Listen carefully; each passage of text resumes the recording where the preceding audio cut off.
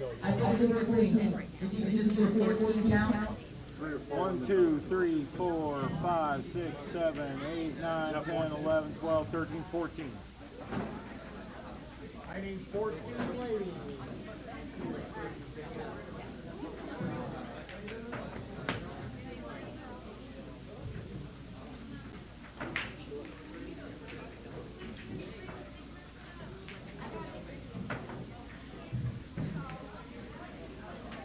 I am.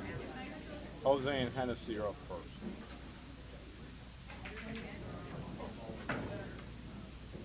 $24. 1, 2, 3, 3, 3, there you go. Thank you, ladies.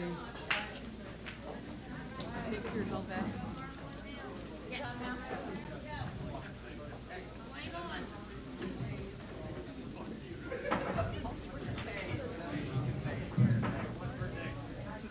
Ladies, you are going to take a little bit of a break while we get the split bracket running. We're going to get every table in here dedicated to the split bracket. So as soon as the table starts to open up after the second round, we'll start taking ladies.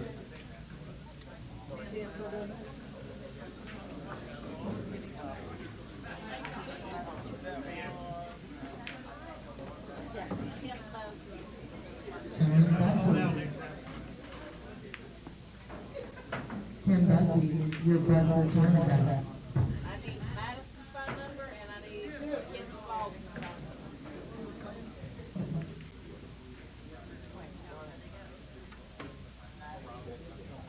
Jose Lujan. Yeah, he's from Elkhart.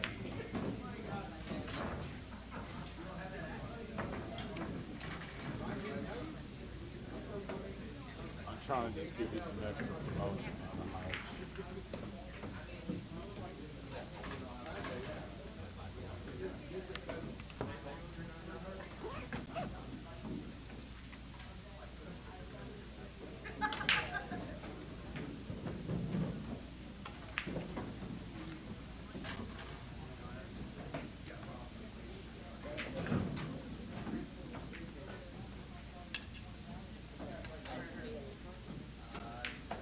There.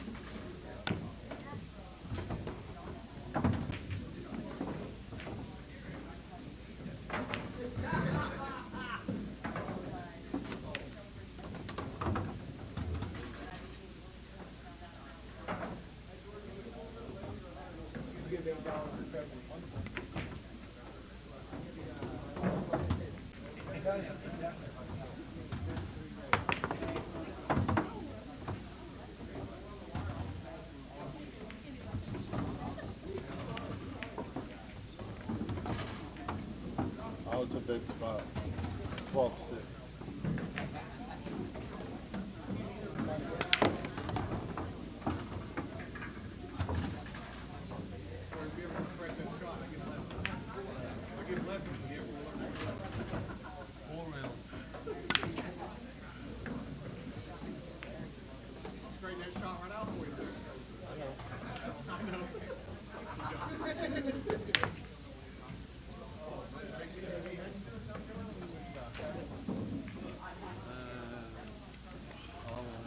Oh, did you?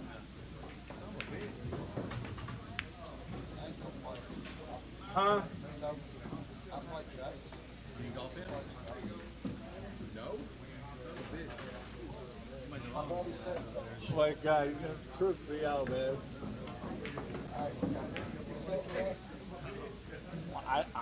I didn't do anything. I'm laughing right now.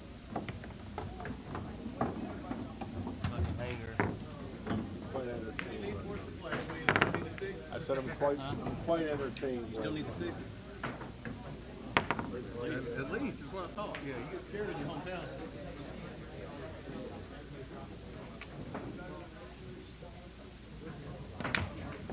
Jose's not even over there. Hennessy just had balls.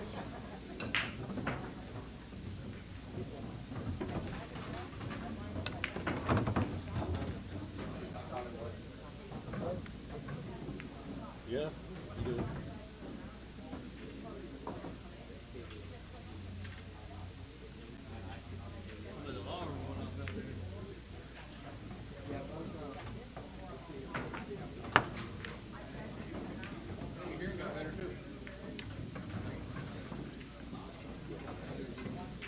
You don't hear it? I did until you said it.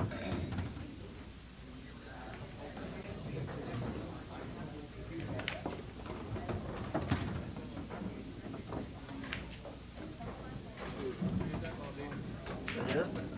Austin Summers. He is from, what's that, Metropolis, Illinois. Skylar's child friend. Not too far from there. Border of Illinois and Western. Oh, he's from there. You probably knew him pretty well.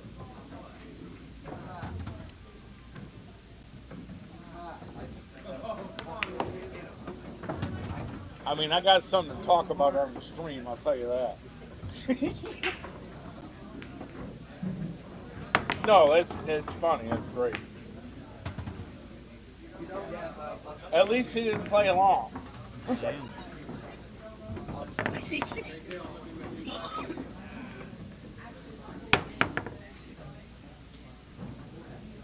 He's from Kentucky. Hey, Chrissy, tell somebody's alarm's going off outside. I mean, he's a sweet goal. Somebody mispressed their thing, or we got a car outside, and we can make sure that it's not your car. If you can just make sure that's not your car beeping outside, all right?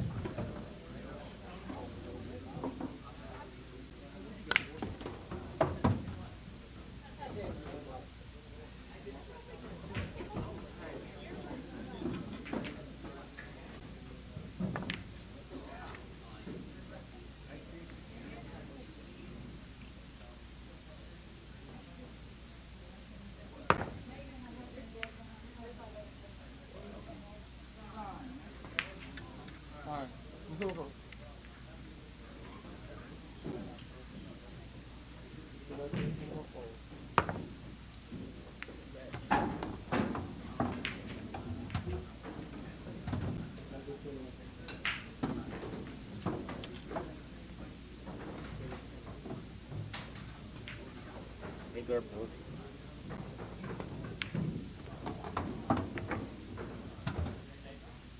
Yes, sir. Six.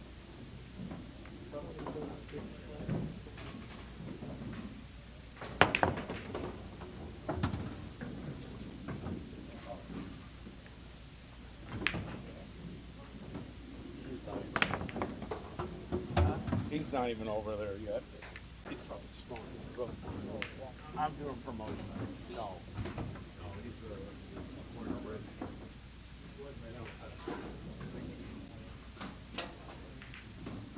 Trying to get people watching.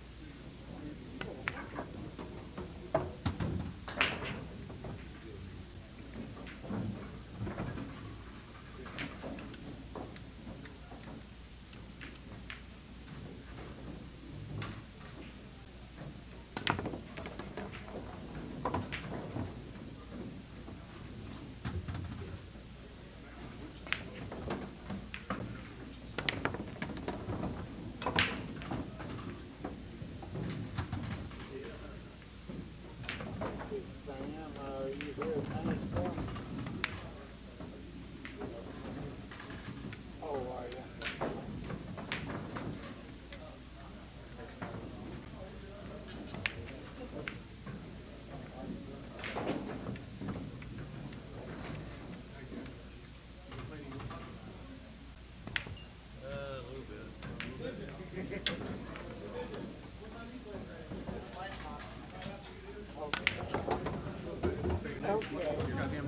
Yeah, fuck, I guess I can say it. Think somebody knows me? Yeah, it might be a couple people. The ones that don't will give it later.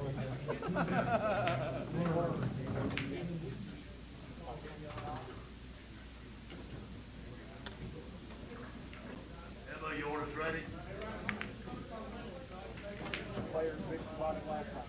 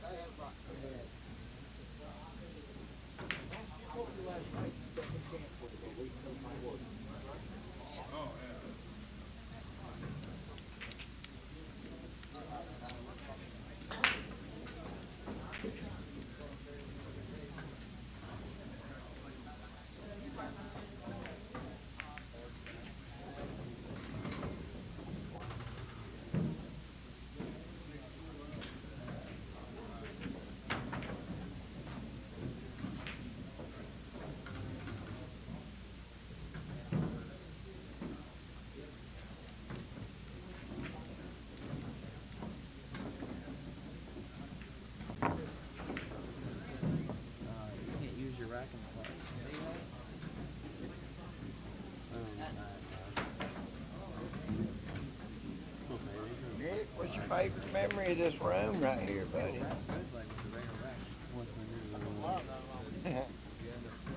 Yes, you hear me and my wife both want Ah, sounds like it, that is. Awesome, awesome. And I went at Midnight Madness one time 3 years in a row. Yeah. Wait. You don't shoot no more? Little bit. Nothing what I used to. Age does it. To me, it gets tough. I play real good. About 6 hours. After 6 hours, I mentally fade. I can still stand up and shoot. Putting 3 balls together right is tough. It makes these hard. I just love it. Still like to play. I don't get to play as much as. Maybe 20th birthday. Yeah, well, for me, I can still shoot good and shoot better than I ever have. But again, after about 6 to 8 hours, I can still stand up. I can still shoot a shot. May get good. Getting right and getting out ain't happening. If I do, it's a bunch of cowboy shots from here over there.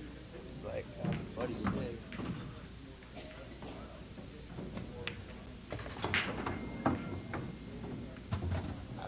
I figure she'd be talking you into playing now. Oh, she's trying. Yeah, oh, I'm sure. She's not bashful. No.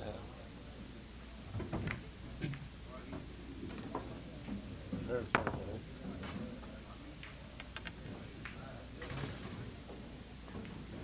I'm promoting this shit. Probably a bunch of people.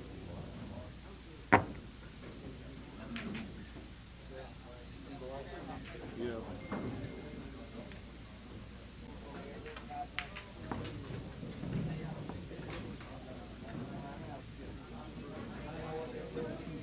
I know.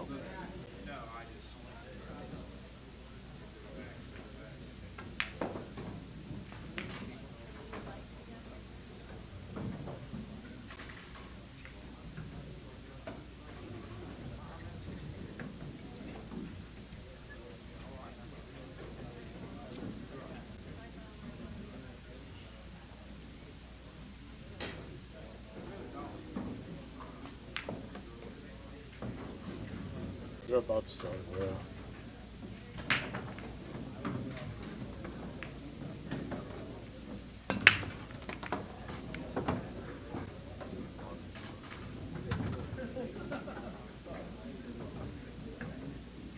Yeah, that's the problem with this. I don't know. It's a 6. Solid 6.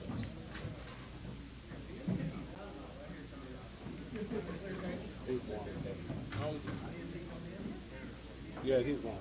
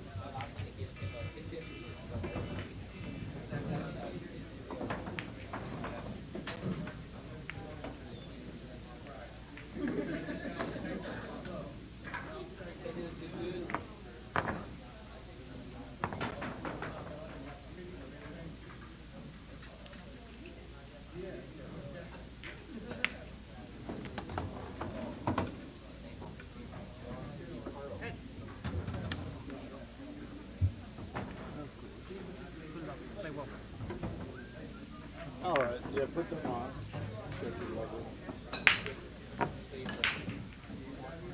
The other, wait. The other one.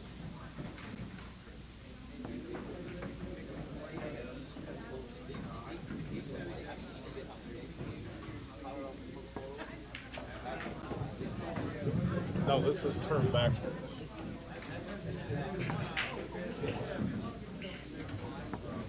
Check. You got me? Yeah, check. Oh, yeah. 2. You sound good. I can adjust your volume, but it's probably fine.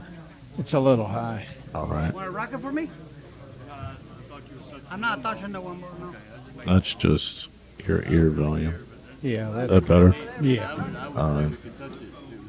I don't want to touch Hello, kids. What's up? It's TV Mike here with the one and only Nick Varner as a guest to learn about our split bracket tournament here as a favor to Jersey Girl. And we're here at JOB Billiards, and we had a second Calcutta.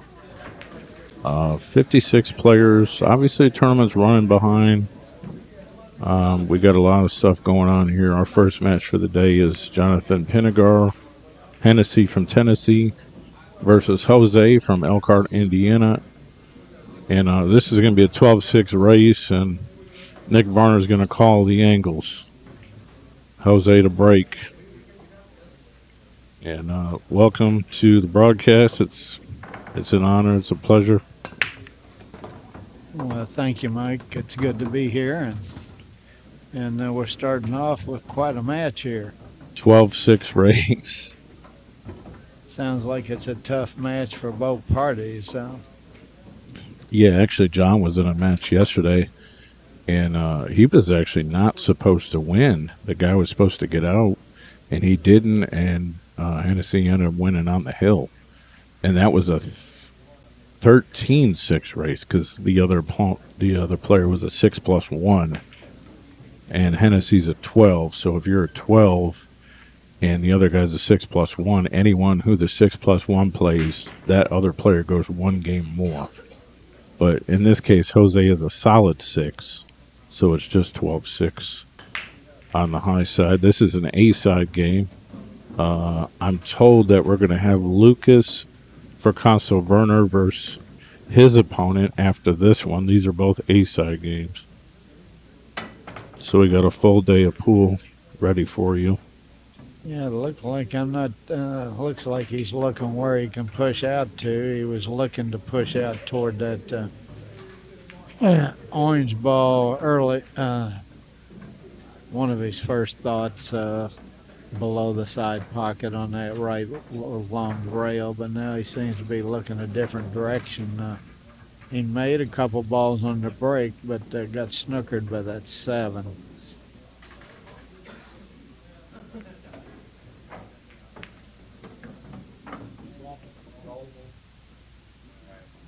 A lot harder to play safe on this 7-foot table now.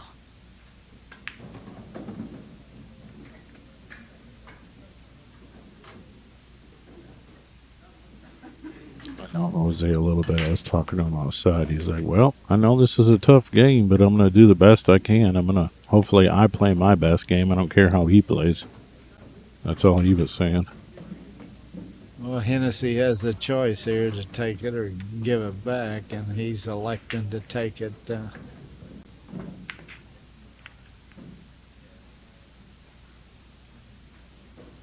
And pretty nice. He did pretty good, yeah. So he's got Jose kicking. He's got a couple options. He could kick 2 or 3 rails, starting with that left long rail, or he can just go 1 rail. Looks like he's elected just to. Well, he just he didn't even try to hit it.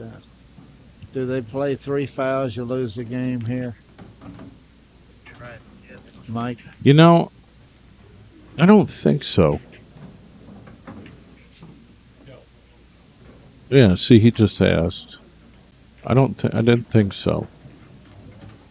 Yeah, Hennessy just asked somebody if you could 3 foul him. There's no 3 fouls, so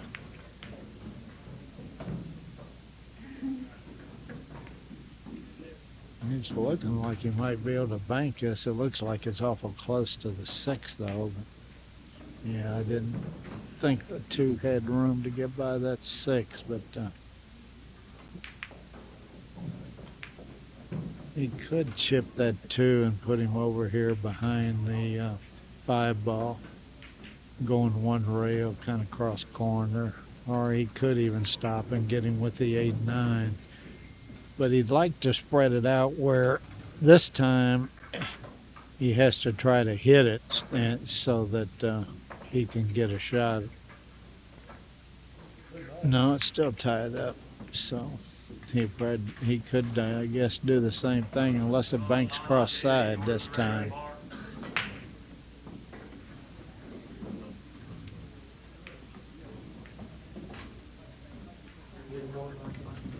Well, he's in a lot tougher position to hit this one. He can go one rail, but I would kick. If I tried to hit it, I would kick softly. And be sure I went on the long side of the 2 so I didn't disturb it, because unless it banks cross side, the 2 really doesn't go anywhere.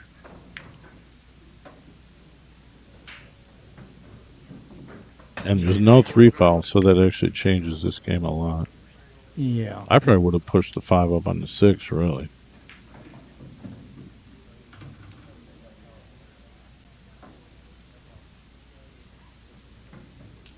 Well, he's looking at the bank. I don't know. It's a little further apart than it was before, but it looks pretty tight. But it might go. The 2-ball cross side.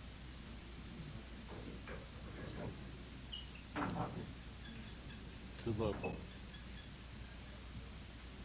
Well, I saw you at the International Open Oh, yeah. about a month ago. That's the first time, I think, since Lincoln, Nebraska. I mean, I've seen you before then somewhere or another, but I mean, yeah, there's a Nick Varner story. It goes back to April 2011 when I first started producing pool, and we did this challenge match. It was called the Bad Blood event. Earl Strickland and Johnny Archer, and yourself and Sean Putnam, who I see pretty often in my area because he's from Northeast Ohio, and Bill Stock. And I just recently, probably within the past year, uploaded all that stuff to YouTube. Oh, really? So people can watch it for free. All 3 sets, 8-ball, 10-ball, and a great straight pool match, if you remember. Yes, I remember. That was a fabulous straight pool match, and 200 balls. And 2 high runs. Yeah, back to back. Yeah, 140, back to back. something like that by each player. Yeah, I bet you sold a few of those, Mike. Yeah, there was some. I mean, I think I made 100 DVD box sets. It was crazy. I mean, I bought my own tower, burned my own discs, got the design and the label printed up, and just, it was old school. Just who wants to buy the DVD? Up until when I put them on YouTube, it wasn't even available. But that's up there, and if you guys have some time and you want to check all that stuff out, it's on my channel on YouTube. And that's definitely one of the highlights of my quote career. One of the first big things I ever produced, and that's history, really. Yeah, 14 years. That's wow, how time flies. Yeah. Good time, huh? Yeah. Ball fight. Yeah, looks like he's got a good angle here to double the corner and come up. And one option is to go 2 rails and play that 8 in the lower left pocket.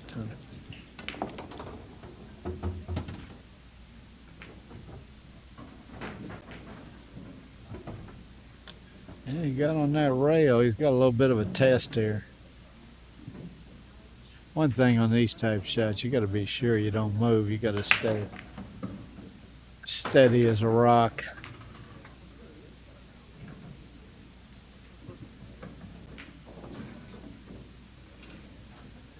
Bill Stock was the referee.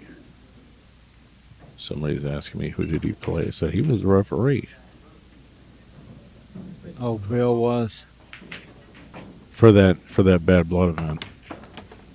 That was actually really crazy. Technically speaking, that was the first Ustream powered pay-per-view, and they totally dropped the ball, and it wasn't even our fault, my fault. half the people were paying, couldn't watch it. It was crazy, if you remember all that. And then we just ended up giving it out for free. But that was a blast. That pool room's no longer around. Oh, it isn't? No, but I see Niels from time to time. He's big in the VNEA organization. And we always talk about that.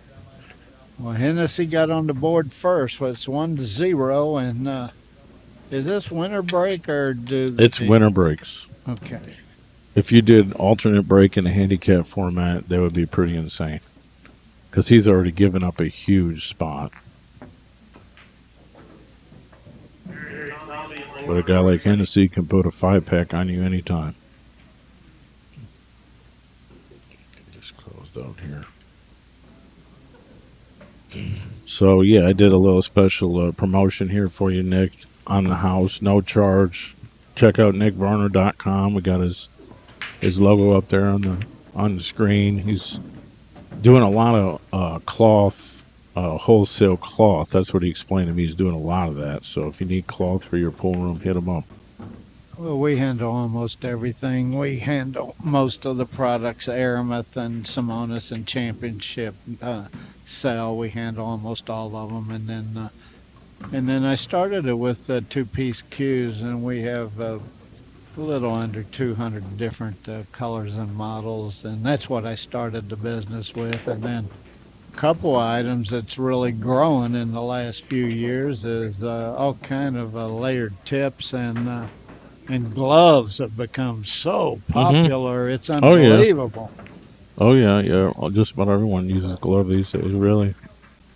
I remember when I played in Richie's Florence tournament out there in the 80s, one of the players in New York that got knocked out, he thought 9-ball's such a lucky game, and he said, look, there was only one guy in the tournament that had a glove. He said, look, there's a guy with a glove still in the tournament.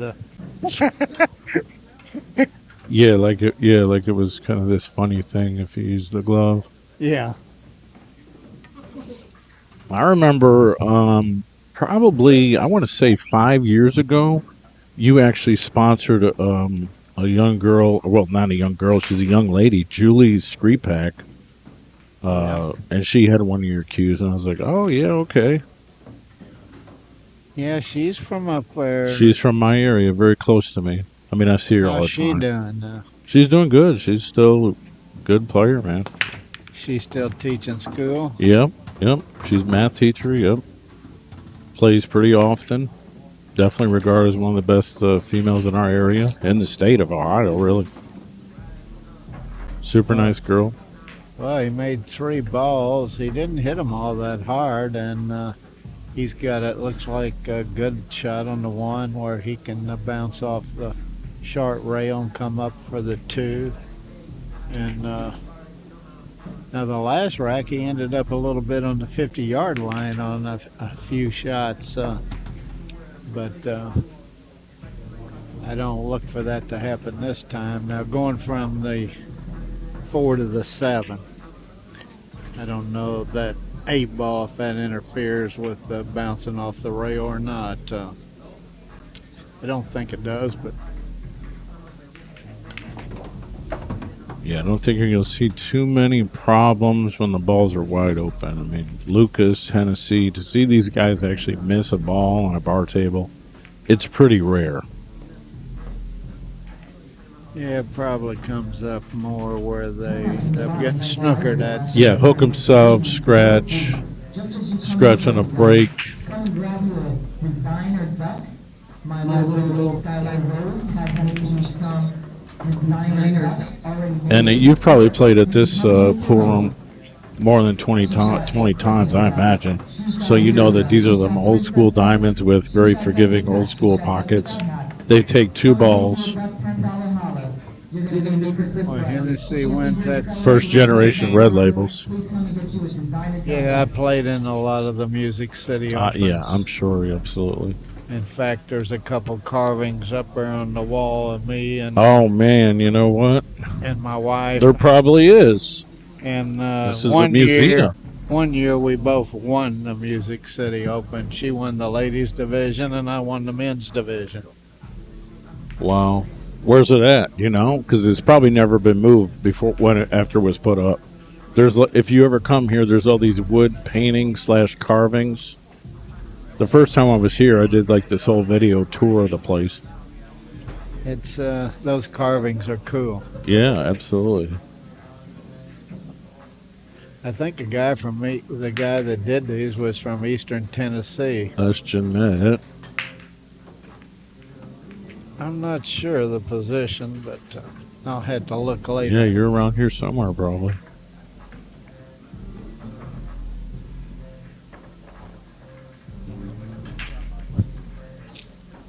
Jose, like I said, you know, I know him a little bit. I was talking to him. I like to talk to the players just when I see him. I don't really do like on-air interviews or whatever, but he's like, you know, I might need a shot clock over here. And I was like, well, you'll probably really bother him if you got to get into that. But I'll tell you from watching him yesterday, he wasn't that slow, really. It's not like he's playing one pocket. Everything's self-explanatory. You shouldn't have too much stress on.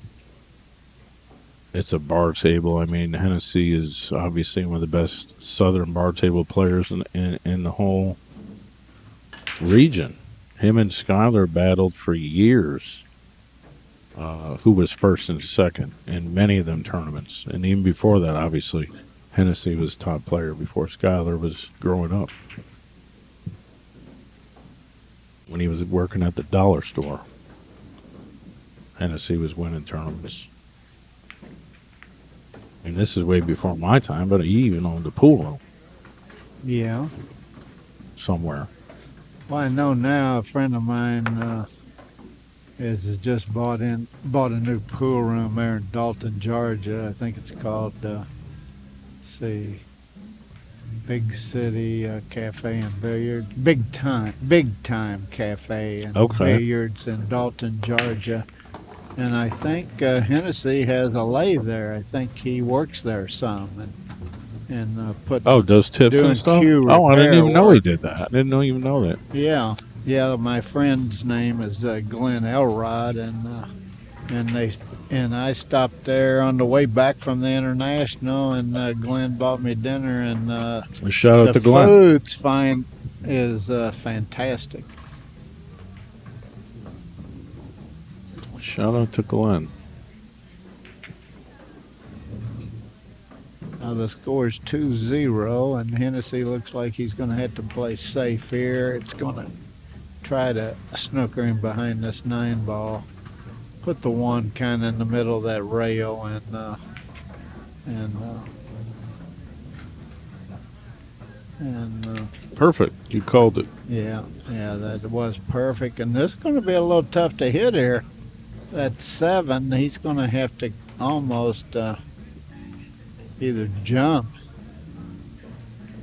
The jump's not easy either. He's almost going to have to really put some left English and hit this left rail and really hit low close to this lower right pocket in order to avoid the 7 and have a chance to hit that 1. And he could jump over the 9 and hit that long left rail, but boy, that's he's going to hit the 1. That 2's really an interfering ball. He can hit the 1, but looks like just very thin. So he's looking at both of them, and now he's looking to see if he can pinch it around that 7. He could hit it with low if he can avoid that 7 and shorten it up. But boy, it's going to be tough to avoid that 7. That's really super tight.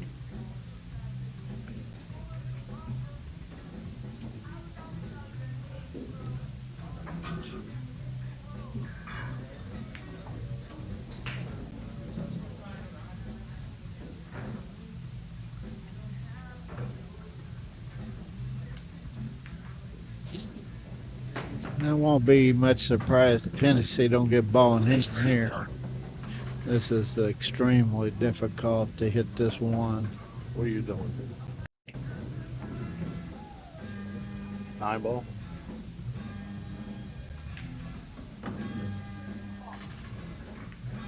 They say the better the player, the tougher it is to win these high-low tournaments. Well, I mean, you got the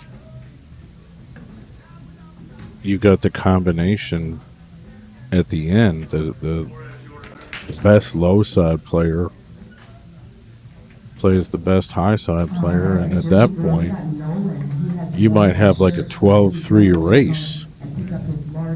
Wow, that was a great hit. That was I mean, he sold out, but it was a great hit. Yeah, that's kind of a good news, bad news story. Good news, he hit it. The bad news, there's no reward. Yeah, his table's wide open. I mean, John's probably supposed to get out. Hello.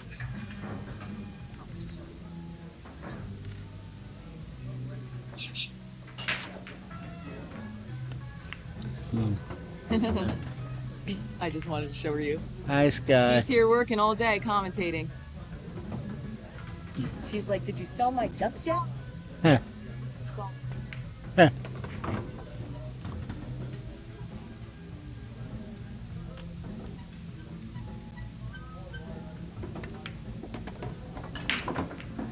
Yeah, I got caught on that there. Would you like to buy a duck or a bracelet, sir? Is that yours there?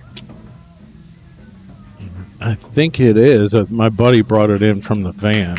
Yeah, that's the one. It says TV mic on the bottom.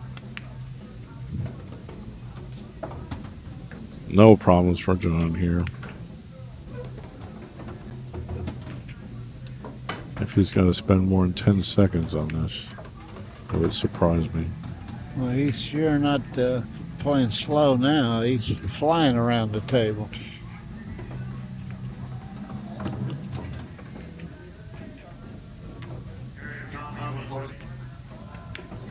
And he pulls into the lead 3-0.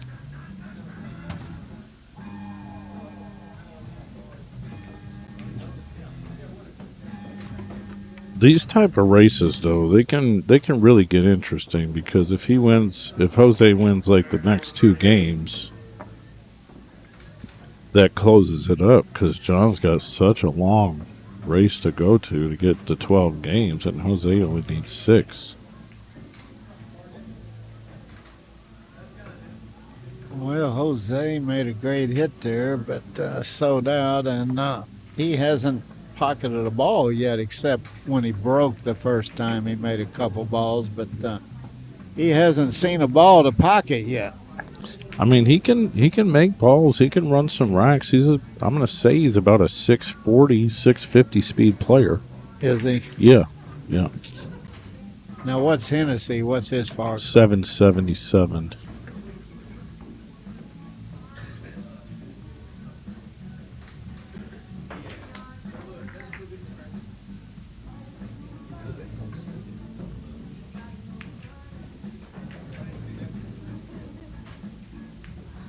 So you've been traveling a lot, Mike?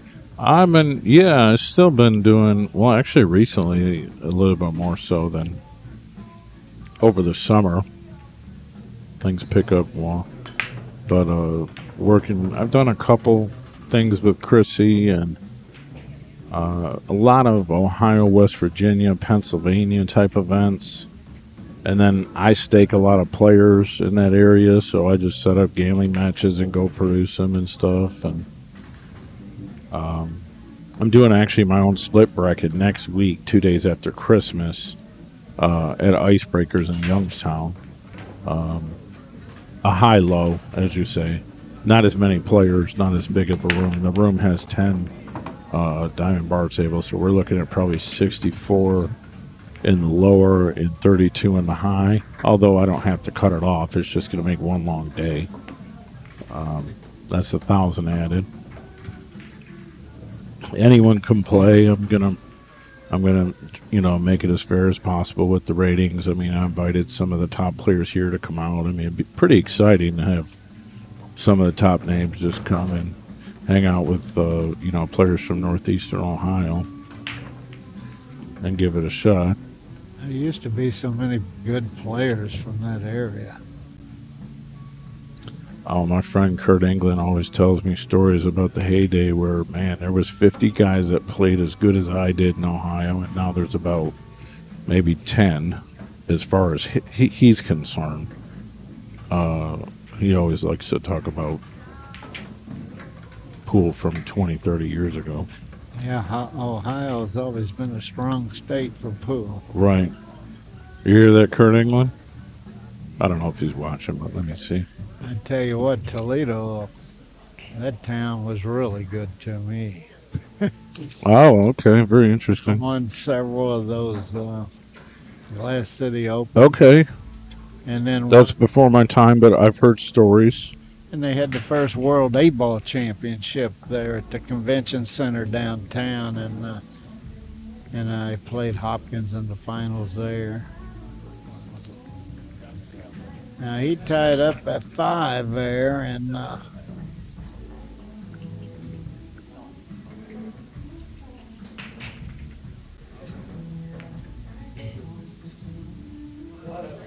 looks like Jose's thinking about taking this.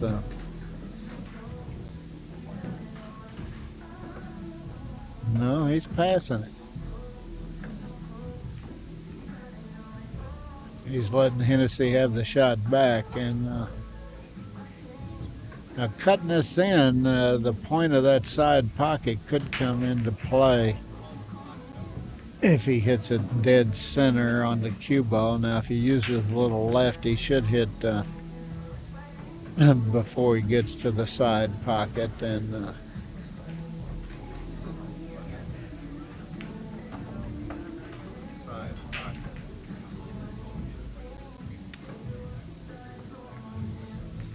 the problem, I think I would have rather taken this shot, because even if you don't make it, you got a good chance to get safe here. And he made it and fell great on the 2-ball. Now he has to figure out how to get positioned to open up that 5-8. And you see where he's pointing his cue there. He's going to try to get that angle to cut the 4 in that lower right pocket, and then have that cue ball go over and break those 2 balls up.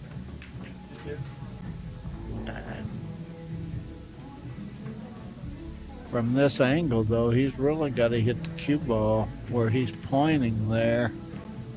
He's really got to hit the cue ball good to get that angle.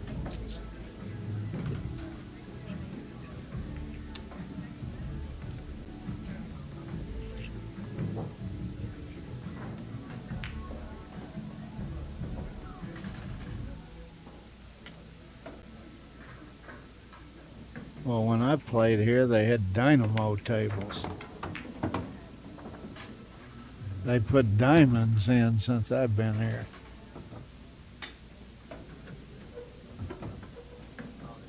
Yeah, so you're saying, I mean, I don't know how long these diamonds have been here. I think a long time, but you're saying they were all valleys originally. No, dynamo. Dynamo. Oh, okay. Well, valley clone or in that family of tables, bar tables.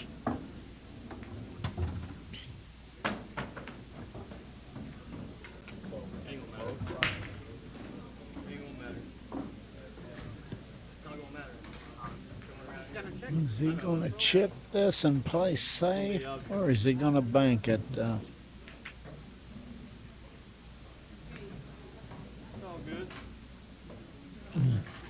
One option, he could hit the left side of the 5, go 2 rails, put him behind the 7.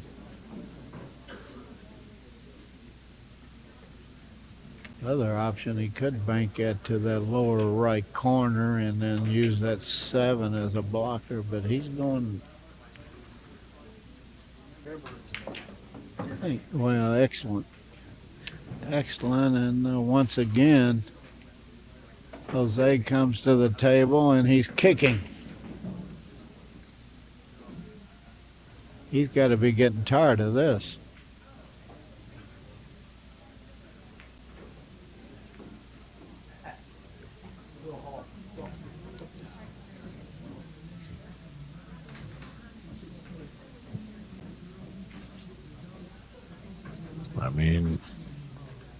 That's what makes Hennessy such a tough player. He's not going to give you any easy looks at it to let you start having an opportunity to win games No, without making a mistake.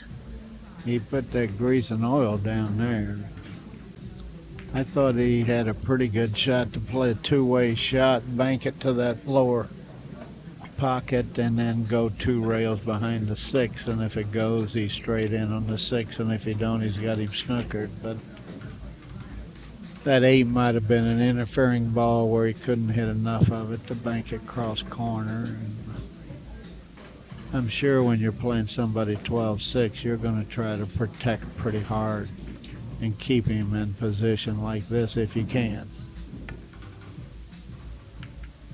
Man, he's made some good hits. This one's, I mean, obviously still available to be made, but not as much of a sellout as when he made the other one. No, Jonathan's got to hit this 5 good here. This is not a give me up. Of course, I haven't seen how big the pockets are, but I'm sure They take 2 balls. pretty generous.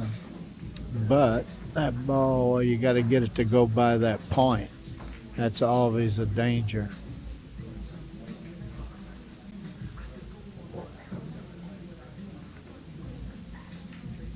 I guess they really had a strong field here, Mike. I guess they had over 170 players. Oh yeah, absolutely.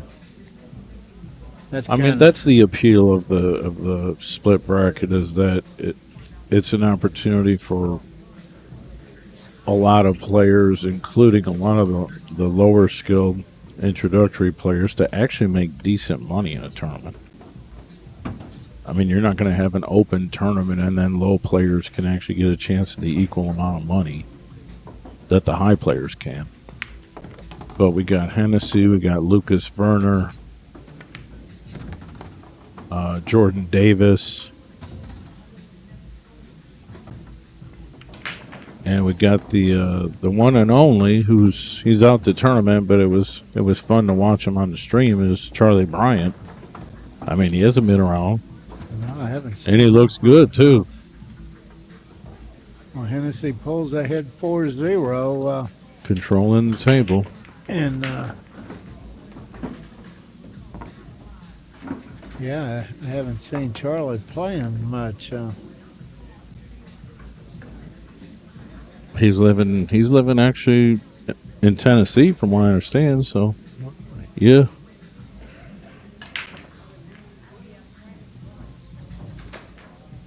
I don't know if he's still here. He did tell me he would have loved to have done a match with me sometime today, but he got knocked out the tournament yesterday. I think he was going to 10. And he played Austin Summers over here. Austin Summers had a good set, and Charlie didn't win. How were they playing? I think Austin goes to 8. I think it was like a 10-8 race, but Austin played good, and Charlie was trailing by a considerable number of games at the end.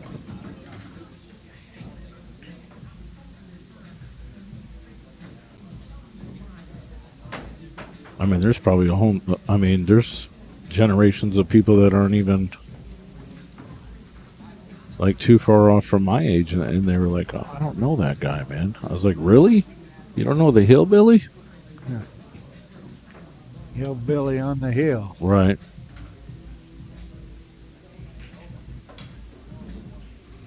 He was known for like having a 35-mile-an-hour break. Yeah, he did. Literally. He had a big break. There's no doubt about that. All right, Hennessy is here, ready to go. Medium speed break. Now, he came up dry that time. That's the first time. All right, let's go, Jose. Northwestern Indiana is with you. I'm sure he's got a bunch of friends watching. Shout out to everyone from Indiana, Ohio, Pennsylvania, West Virginia, Kentucky, all my regular viewers. Yeah, he's got a pretty easy shot on the 1 here, but getting on the 2, he may not have a very good angle to get a shot for that side pocket. He's going to have to do a little bit of maneuvering here And you see he's looking there, but boy, that's kind of turning the cue ball loose. I think he's kind of, when he makes the one, he's kind of coming toward the two ball, and he may have to do that and try to avoid the two either on the left or right side.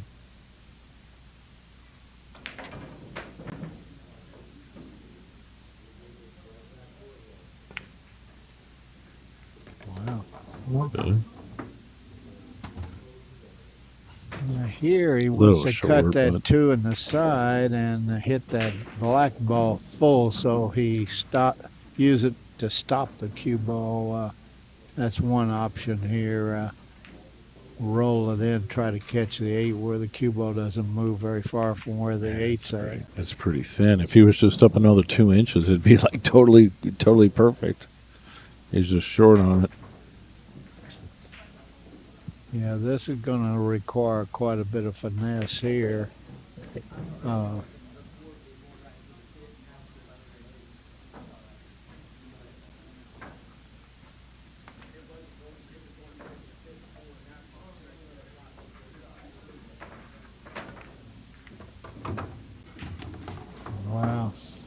I guess he was thin where he couldn't do that. Now he can play that 4 and go up for that 5 and the side. And if he gets good position on the 5, he should be out. This is a key position shot right here to set him up to win his first rack.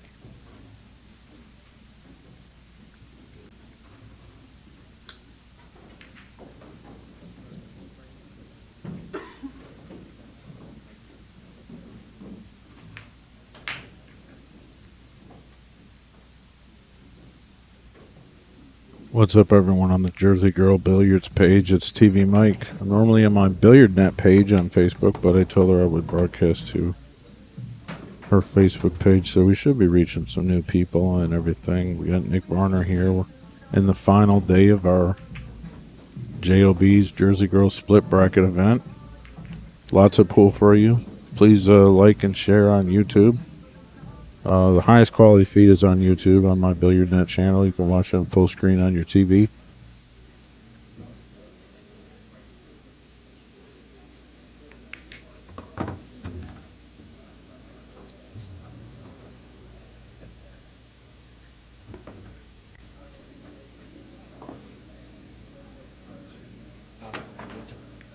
He'd like to end up straight in on that 7. I'm not sure if he can get there now. He did end up straight in, but he might be a little longer than he likes. I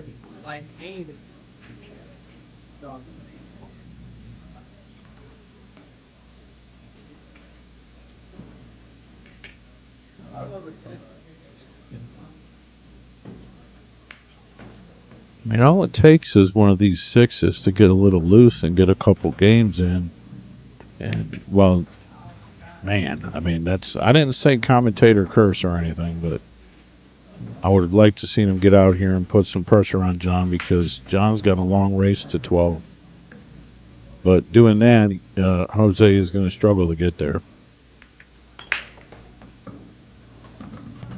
Yeah, he's got a shot to pocket the 7. The position's going.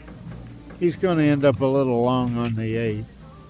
I'm curious here if he has an angle to catch the end rail and go 3 rails, or if he has to roll it in and take the long shot or go back and forth. This, yeah, he just was able to go back and forth, and he made that look easy. This is a straight draw, the rail and back out. Yep. Yeah, you called it, Mike. Hey, not bad. Not your first rodeo. 9 ball is not my favorite game to commentate, because to me, there's like 8 ball, there's more strategy. You can talk about the patterns, you can talk about the safeties, the breakouts, the caroms. Yeah, I like A-ball. A-ball is because you can shoot any ball on the table, where the rules in 9-ball, they dictate what ball you got to play next. That's always going to be the same. Right.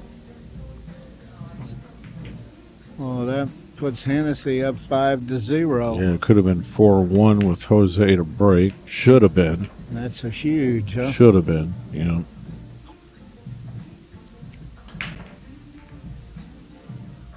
Well, Hennessy's played almost perfect so far. He came up dry on the last break as what give Jose his first opportunity to More or pocket less. a ball. More or less, yeah. As he's playing controlling pool, knock him down.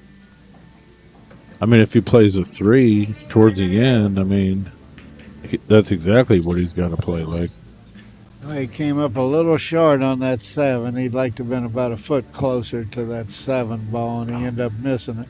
Jose's really he was really beating himself up after that as well while he sat back down in the chair.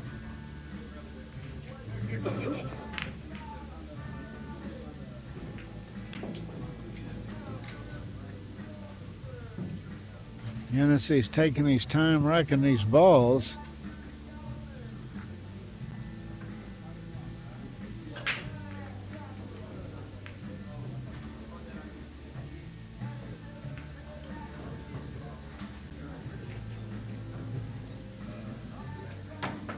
I have an interesting friend of mine who I've known in pool for many years, and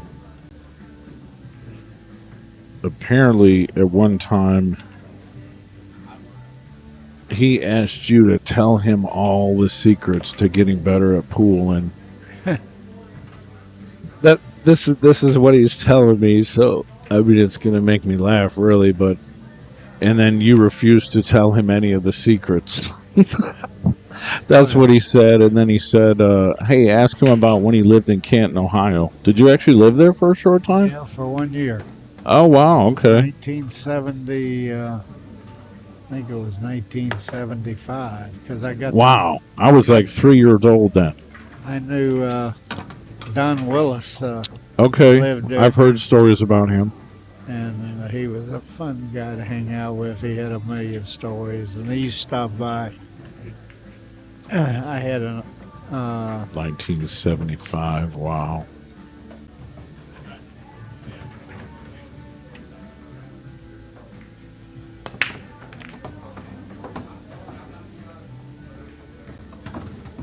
So I imagine this is a name from my area that people talk about. He's doesn't really get out the house too much anymore, but he's still kind of messing with making cues. Is Garden Bierbauer. He's from south of Canton. You probably know him. He was the top player in his day. He used to travel, hustle pool, but he makes cues. In fact, I met. That's who trained Max Eberly, actually. Max Eberly is from south of Canton, about 40 minutes.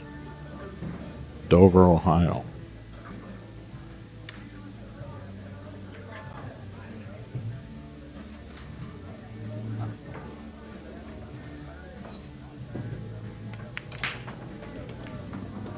Hennessy's off to the races. Yeah, I think he'll just go 1 or 2 rails here to play the 4 in that upper pocket. He's a little thin to do anything else. And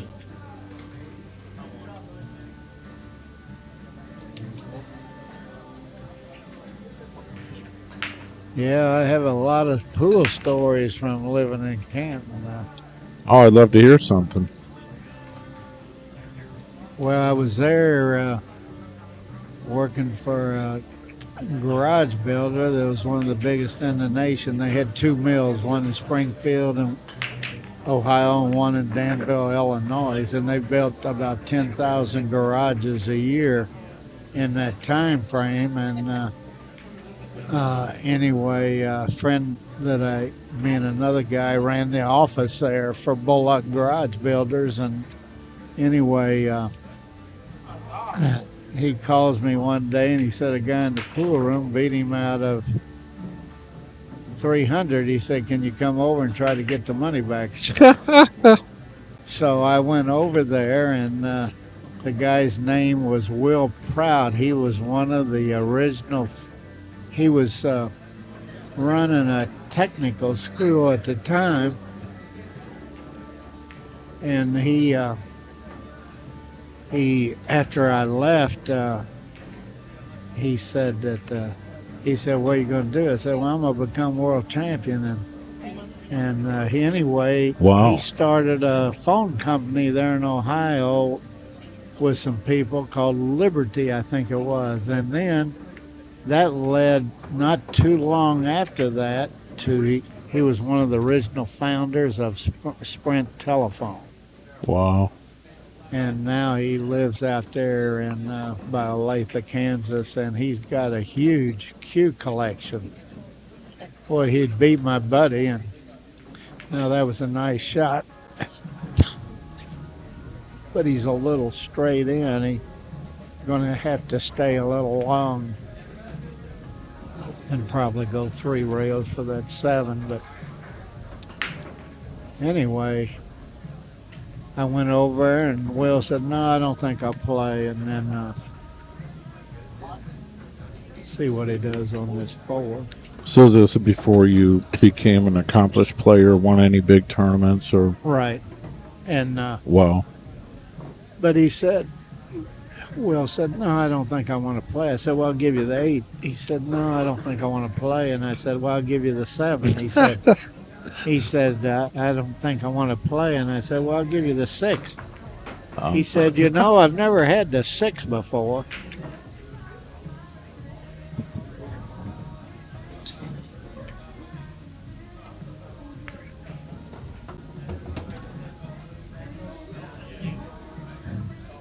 So I was able to get Bob's money back with the spotting the 6, and Wow.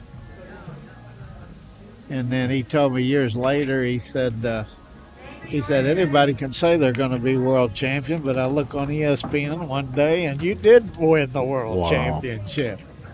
That's a hell of a story. And he's got such a cue collection, it's unbelievable. Hennessy continues to control the pace of the set. And he's halfway there. It's 6-0. I'm going to run a promo real quick.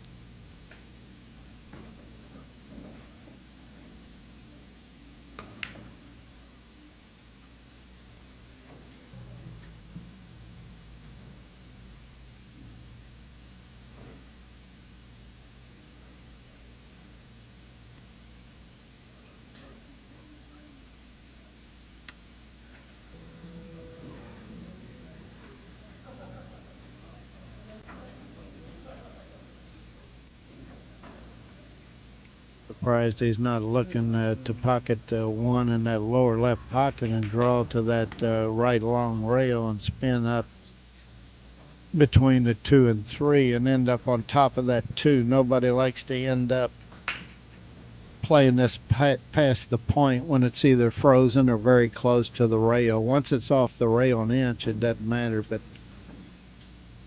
And you can tell that the tension he's creating on this, that he's not real crazy about playing that 2 in that lower left pocket himself. Now he set it up straight in. I think this is the right shot. You see he's going to draw to that rail. See the angle. He's going to put it right, low right on the cue ball and spin up. He just wants to miss that 3, and he sure doesn't want to go one rail in the side.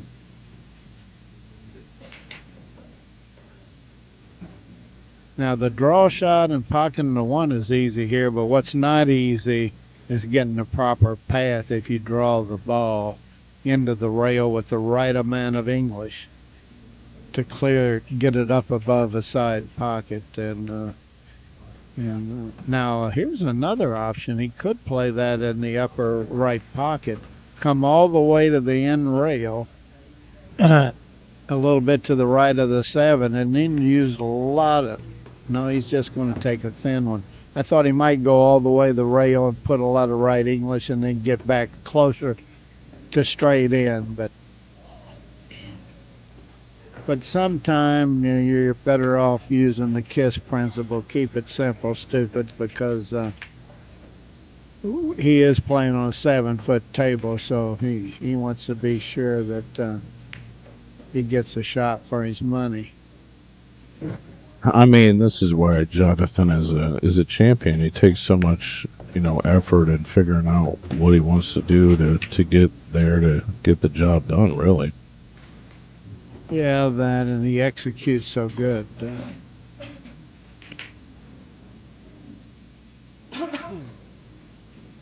Well, Nick, we got over 100 people watching. I appreciate you being here at JOB's for the Jersey Girl Split Bracket. TV Mike here. We're on my Billiardnet YouTube page and the Jersey Girl Facebook page for the split bracket, and this is a 12-6 race. As you said, Hennessy, obviously, I think he was the second open in the entire tournament.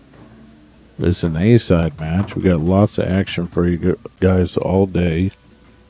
Tournament running a little behind, but what does it matter to everyone here who's to compete and enjoy the pool, especially people watching? and try to win some money. Oh, there's Chris, actually I've got Christmas present. I got the payouts. Oh, do you?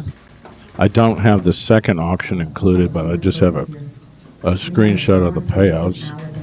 License plate number 59C0351. Okay, Jonathan wins his 9th game. He leads this match 9-1. So far, it's all been Jonathan. First place is 4,500, and the Calcutta is 17,000 for first. If you got yourself, 1% of the Calcutta was donated to the Mike Dunklin family, and then 10% was taken out. The auction total was 50,600 in the first Calcutta. And honestly, you weren't here, but Chrissy did the auction herself, and she did a really good job. I mean, it took a little while, and to get all that money in and go through 170 something players. But she did a very good job. So you're looking at 4,500 plus 17,000 for first if you have yourself. So like nice, 21,000. That'd be a nice Christmas present. That's huge. That's practically life-changing money, really. Second is 2,740 for the tournament and 11,000 for the Calcutta. Third, 1,400 and 6,800 for the Calcutta. Fourth is 1,100 and 4,000 for the Calcutta. Yeah, it'd be nice to make it to the finals.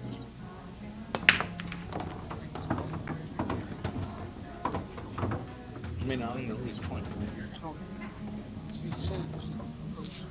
And Jonathan hit kind of a controlled break. He took a little speed off that one and controlled the cue ball and the one ball. He's got a great, he made 4 balls on top of it, and he's got a great shot on the one to just come up toward the 6, maybe a little bit to the left of the 6, and end up straight in on the 4. And if there's any key to this rack, it's his first shot. You see him elevating a little. He avoided the 6, and I think he can go to the end rail, or he can kind of pinch us in. I like going to the end rail, but bouncing off. But you take the miscue out of the shot where you try to pinch it. You can sometime, once in a while, you can miscue and.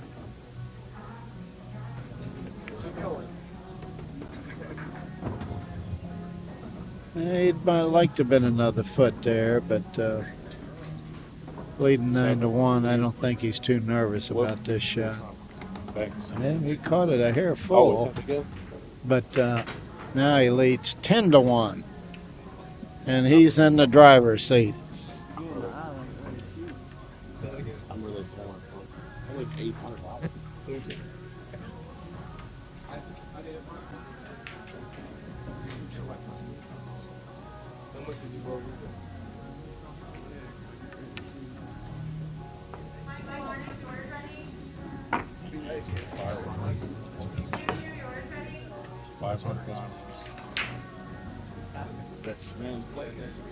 Oh. 10% off. Right, open tag. Guaranteed. Put big down. Relatively speaking.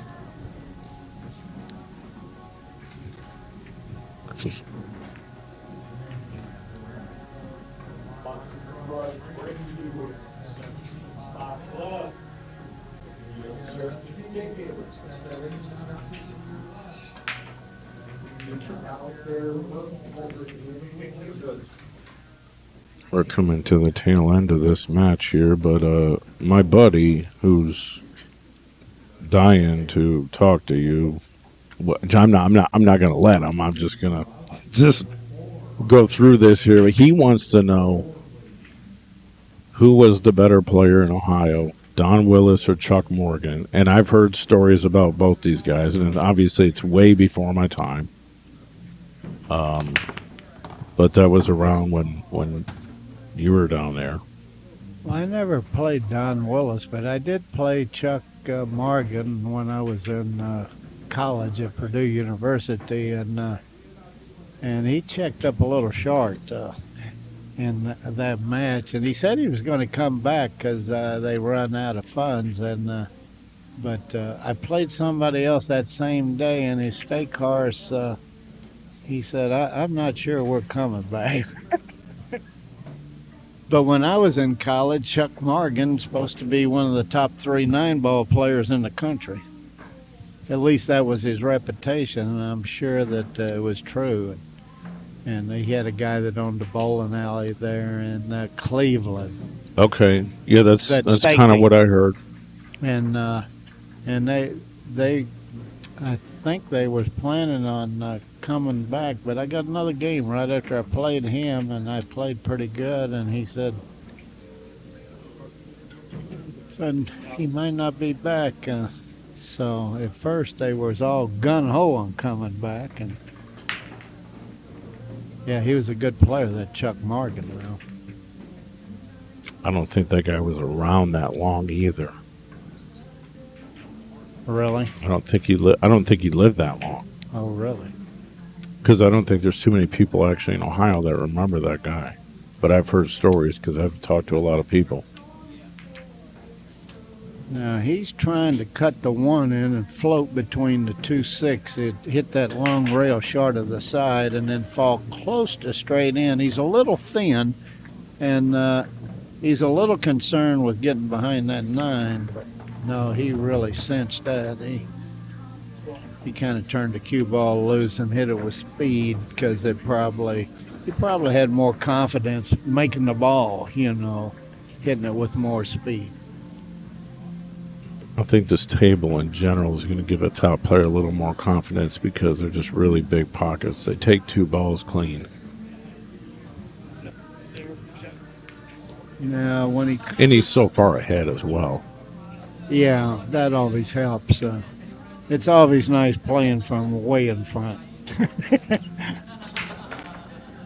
But he earned it. He's kept the gloves on Jose.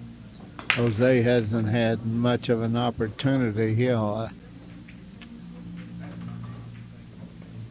friend of mine has a quote on his wall. He said, there's those that there's people that make things happen, there's people that watch things happen, and then there's people that wonder what happened. That's very good. What happened there? He's like half ball hooked, I think. He's on the 4. I'm not sure. I think He's he can still hit it. I think he's kind of a bad spot, thinking about what happened. Oh, I think he's okay. Oh, barely. You're right. He got away. On the screen, it looked like he was half ball hooked. And you can see where he's pointing his cue. That's the angle he wants to be on the 6. He'd like to get up above the middle diamond. He'd like to get up close to the 3rd diamond. But if he gets past the 2nd diamond, he'll be happy if he has the right angle. And he's done that, and he's off the rail where he can bridge real nice. So just basically pocket the 6.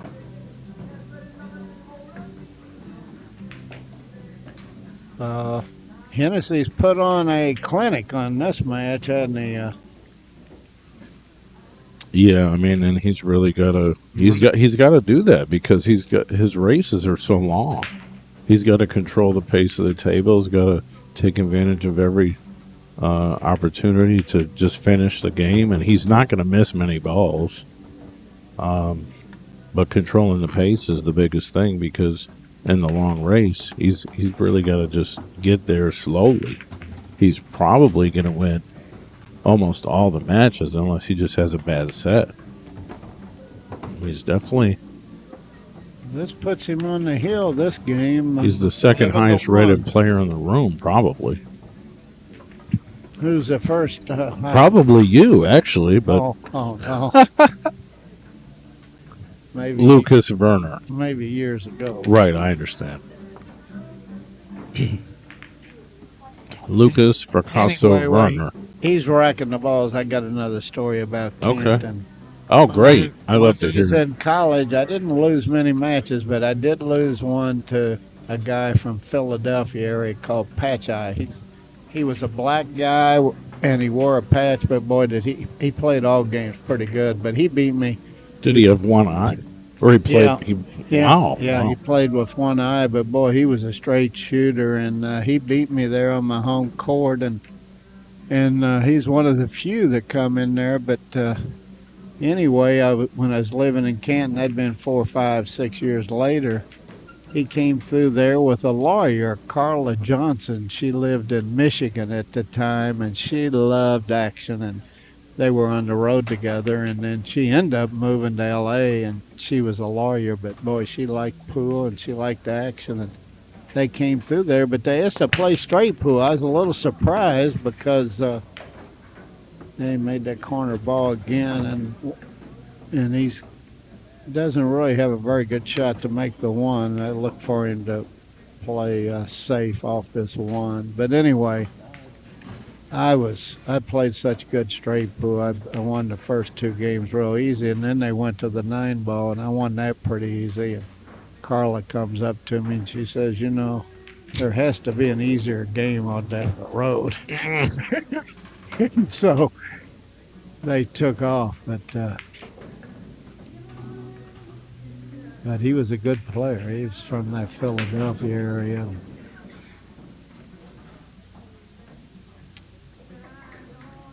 Canton has a room that's been around for, I don't remember when it started, but it's pretty much the cornerstone of pool in Canton, and that's Fiddlesticks. Oh, that's a great room. I live 20 minutes from there. I'm there quite often. I do a lot of gambling matches there and hang out in there and play in the Monday night weekly tournament. Chris Suter's the owner, who's a great player himself.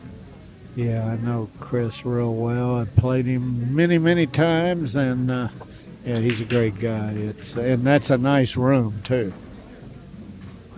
Yeah, it's a good business. There's bar tables, big tables. There's even a 3-cushion table, which Chris mostly plays on, but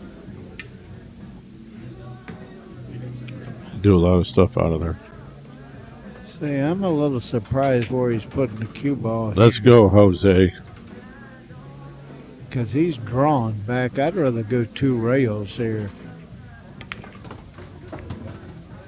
See, he's ended up where I don't even think that's he pretty could thin. make- That's pretty thin. I don't understand why he didn't set it up where he could go around that left corner pocket. Round the 7, come and back. get above the 5 and the 2. To that, he had to hit that 5 a little thin on that right side, so it glances over where he falls more straight in. Now he may cut this in though. Oh wow, what a nice Pretty good shot. Let's see where he gets. 50-50.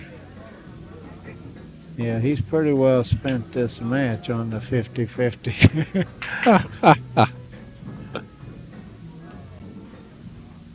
Well, he's mostly, his biggest problem in this match, Mike, is he's sat in his chair too much. I mean, he's playing a monster.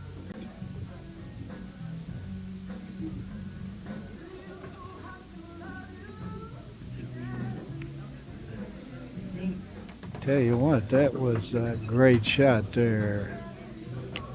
Finally, he's got one where he could breathe a little He bit. can get a couple games here, maybe.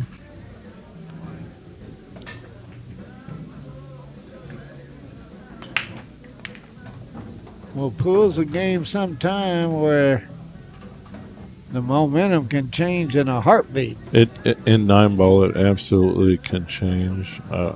I've seen a lot of. I've been in many like races at 21 and stuff like that, and the momentum can change a lot. Oh man, come on! He is gonna wake up tomorrow and be like, "Man, I blew them 2 games." You know what happened? Well, notice how much he moved on that shot. He didn't stay still, and he jumped straight up. And And look, instead of staying steady as a rock, Tough to, it's he tough was to a little pocket balls. he was a little fast with that backstroke too on that last shot too. So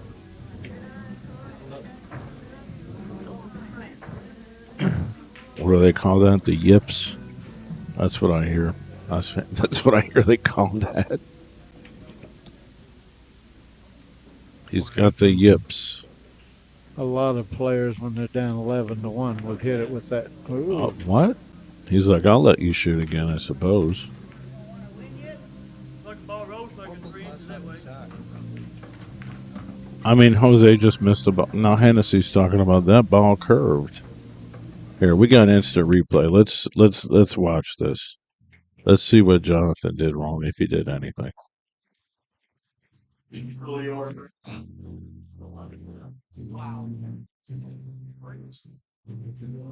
Well, it looks like it may have twisted a little bit to the right. That's possible. He made the 7. Now he's got a tough shot on the 8. Stay down, sir. Yeah, he stayed down. Hit that with a pretty smooth stroke there.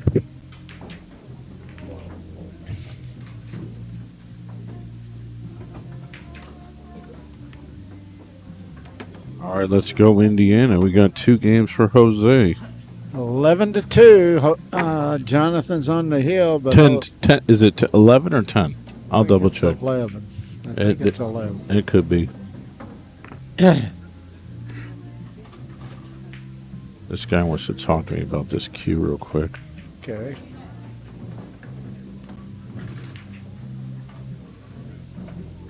It is correct.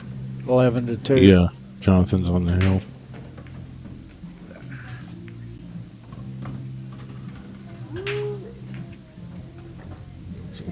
Sorry, you're fine. Looking at the real deal, the guy down there is going to bring it both to you. Oh, you want to trade? You ready?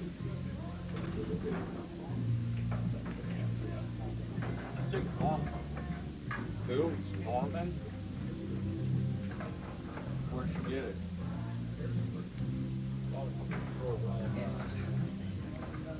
Go over to short, remember that guy? But I don't think I have this. Okay, Jose's trailing 11-2. Hennessy's on the hill. This is 12-6 race. And last time Jose broke, he scratched in that left-hand side pocket. He desperately needs to break and get a shot here to get back in this match. Boy, he hit the break real nice. But he's not going to get, I don't think. I think the 8 interferes with him cutting that ball in that right pocket, so he's probably going to have to play safe here.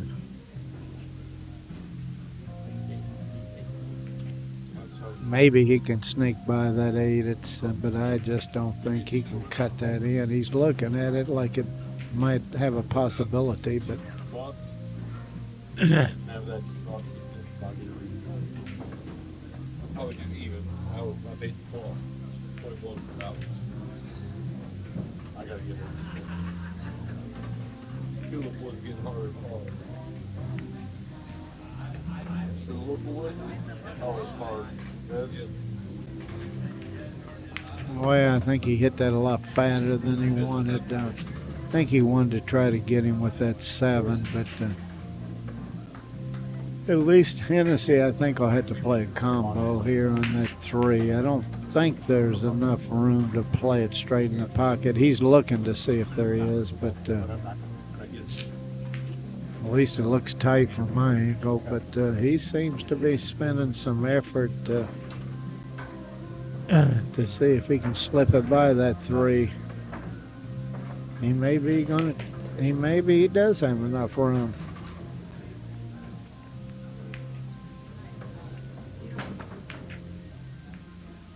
Yeah, I think he does. I just looked at the table and it looks like there's more room than it looks like on this monitor. that? The colors are. I like the darker with the red.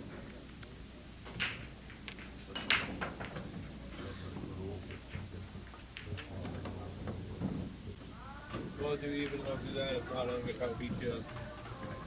I don't just like one.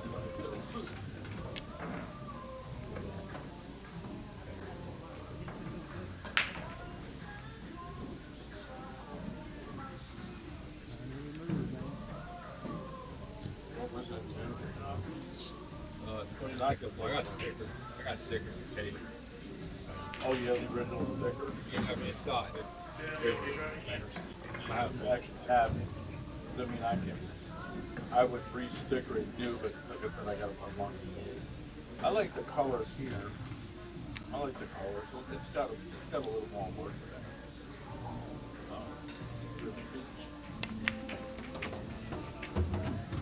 I got Well, he had the room to get it in there. He did a good job making the one, but now he's probably going to have to. I would think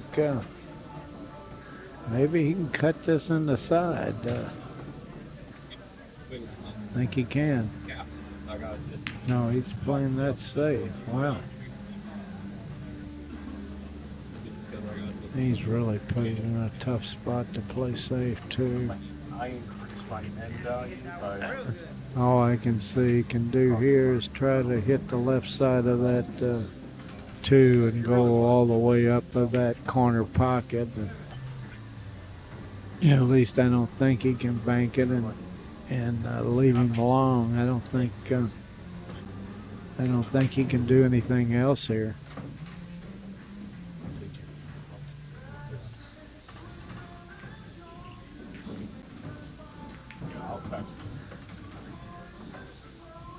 You want that? I mean, I would just lose it, really, but...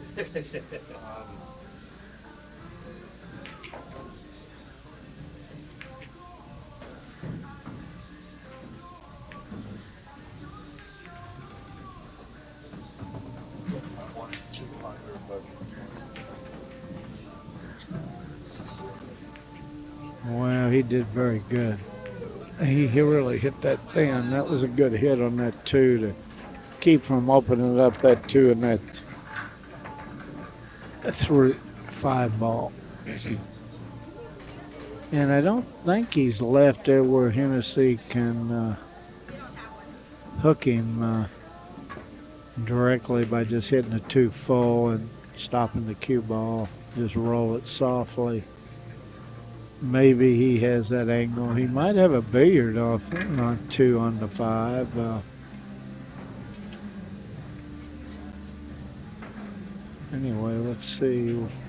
Yeah, he can do that. Yeah.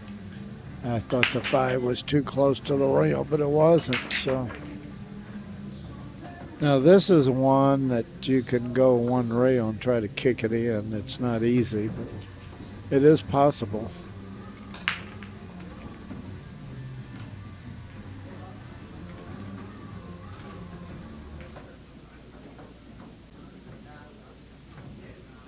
He's looking like he might want to go 3 rails and kick at it hard.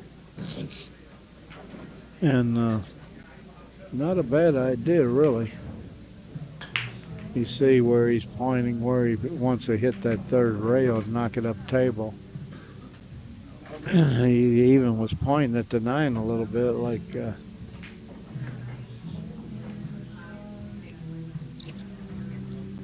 yeah, he is lining it up toward the 9, I think. Well, nothing wrong with positive thinking.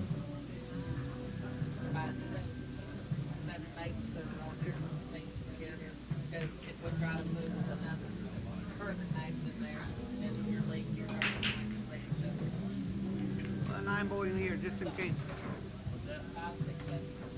9 ball here, just in case. Oh, yeah. You have to call your shots or call the 9?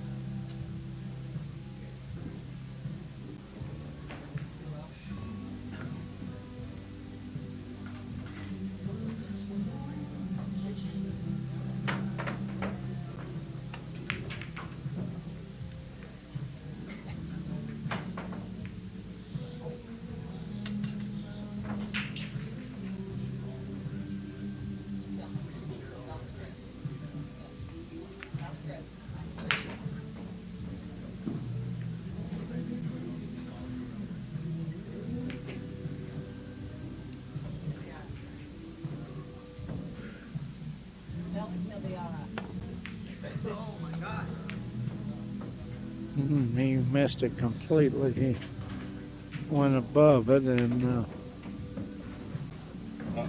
that might be Jose's last opportunity there. Giving Jonathan ball in hands, not a secret to winning.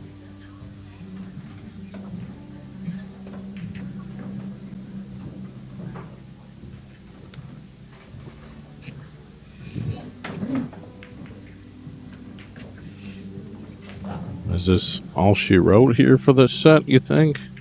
I would think so. Yeah. The only thing I can see that go wrong here is end up straight in on the 5 where he can't get over for the 7. Yeah. That usually happens more when it's hill, where you end up straight in, not when you're leading.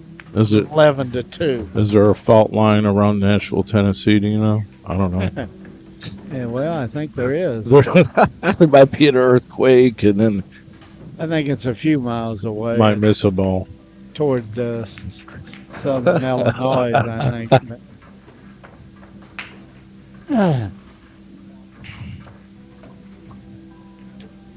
He's a little flat. He's going to have to pound it a little, I think.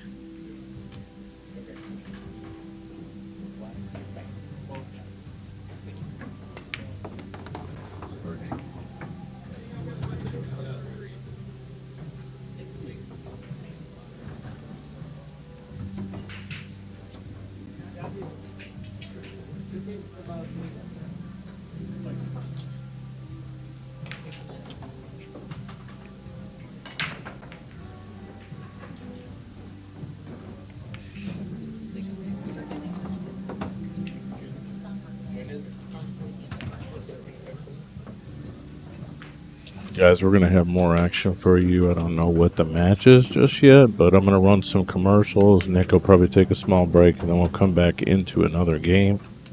It's been a lot of fun. Well, Jonathan played awful good that match, Mike. Yeah, that's 12-2. And he'll still stay on the A side.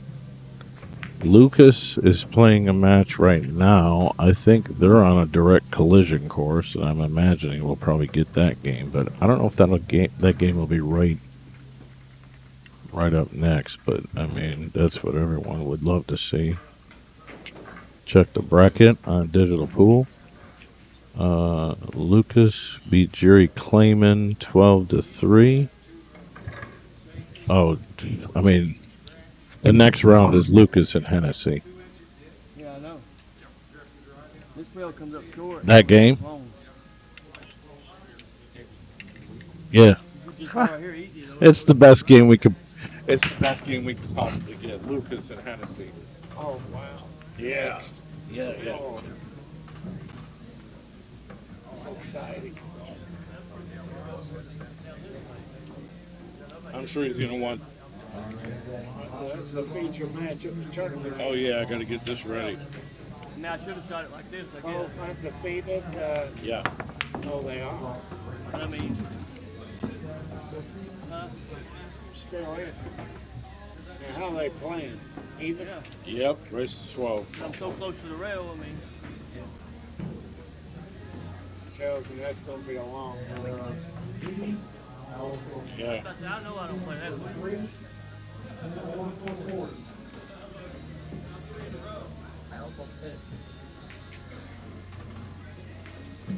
Listen, don't go anywhere. I'm not even gonna restart the stream.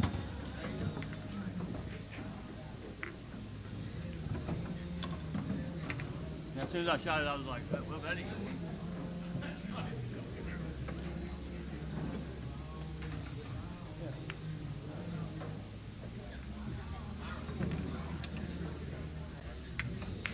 Is this guy related to Jeremy Jones? It's about you. That's the question in the chat room. What's the question?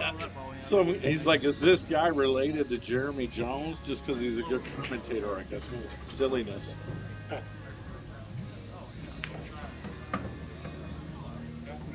Yeah.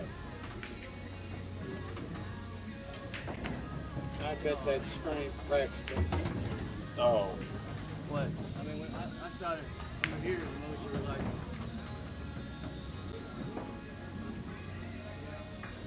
Why you throwing that in the first place?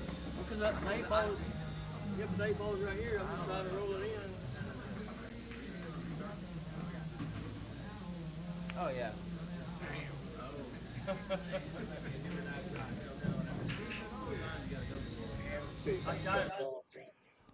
Hey, check out my new Jacoby Custom Cue store at tvmikescues.com.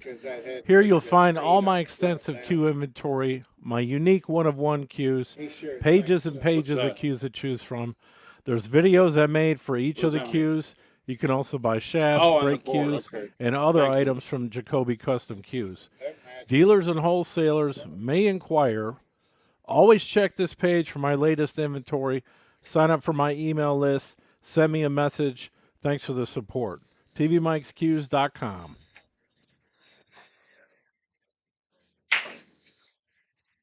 Lucas didn't have any trouble making it. Actually, guys, I'm going to restart the stream for this, so just come back. Make sure you subscribe to my channel. Hit the subscribe button. Just come back to the Billiardnet YouTube channel in 2 minutes. You'll find us.